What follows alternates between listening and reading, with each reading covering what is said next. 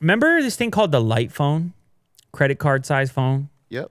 Yeah, well, they're doing another version, Light phone 2, and it's not as light. It's less light phone. Less of a light phone than the last light phone. The last one had like a light up screen. Maybe that's where it got its name from. And it was crazy minimal. I don't remember if we made a video or not. Did we? We did. Yeah. On the light phone, are you sure? I mean, we did some other minimal phones, but I don't remember if we did the light phone. Oh, we did do the light phone. What a strange phone was the title of the video on Unbox Therapy 1 year ago. So it just basically had a number pad on it. Now, this thing was surprisingly popular. They sold like 15,000 units. Surprisingly, it became popular amongst, like for parents to give to their kids. It's like an emergency phone with a long battery, and all they can do is dial on it, basically. It's like the most basic phone possible. Well, turns out they think that it might have been too basic. So beyond just being a target for kids or maybe seniors, people looking for a crazy simplified phone, it was also popular for the digital detoxers. You know, that group of people that trying to unwind, disconnect, and so forth.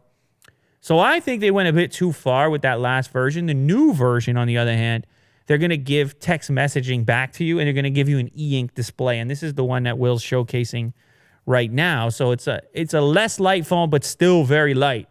No messaging apps, no Facebook, no Twitter, no YouTube, nothing like that. The benefit, of course, of EInk is it can display anything. So now you can, of course, have a full keyboard on there for texting. And in fact, you'll see images here on a website turning it horizontally to get an even bigger keyboard for messaging.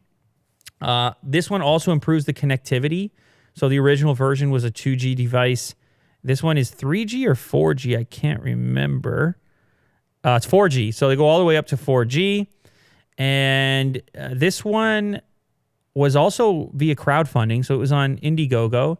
The first time they ended up raising a total of $3.5 million. So that's pretty cool. And they got some fairly significant backers as well. Some investors from some big high-profile companies. So they have like a pretty decent backing to them. The colors of the devices, this is going to be interesting to you, Will.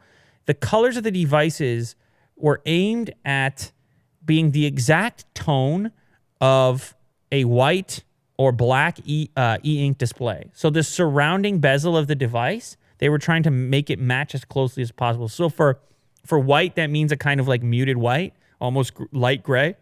And for black, that's like a dark gray, but not like a crazy black. Anyway, we played around with an EInk smartphone in the past. Of course, the issue is the refresh on it is a nightmare. Like, it feels like everything is happening so slowly. Mm-hmm. But that was an EInk smartphone attempting to run something like Android. This, on the other hand, is made to be incredibly simple, to respond to a singular text, to make a phone call, and so forth.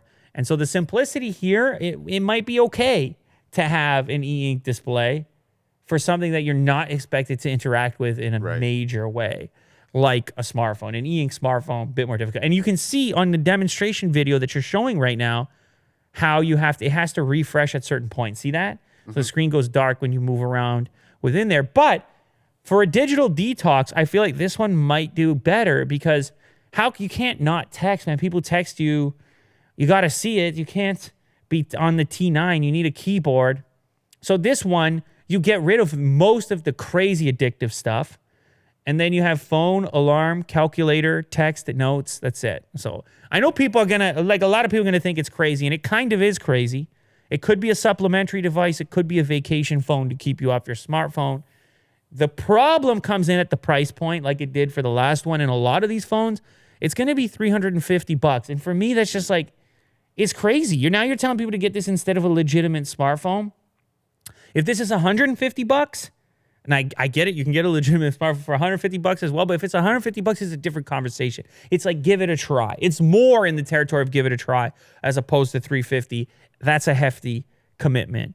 We'll see how it goes. I'm glad stuff like this exists. I'm glad people are thinking about this. It's not going to be for everyone. That is for sure. It's not even going to be for most people. But as a temporary detox or as a vacation phone or even an evening phone, like you go out to a nice dinner or something, maybe you have a totally different experience if you don't have your smartphone with you. I don't know. I don't know what your level of addiction is, but I know for a fact everywhere I go, Will, it's the phones take over all the environments. So we can't deny that that's happening. I think it's best to be cognizant of it, and it's cool to see alternative ways. Ultimate scenario would be just like leave the phone. Leave the phone. I mean, that's crazy though. People still feel like they need to be in touch in case of emergency, so on and so forth. So this does that. It's kind of like leaving your phone. Maybe you'll feel free. Maybe you have a great experience. Guy like you, what do you think, Will? You know, I think this phone might be great for vacations, like going camping. Yeah, or, you know, off the grid.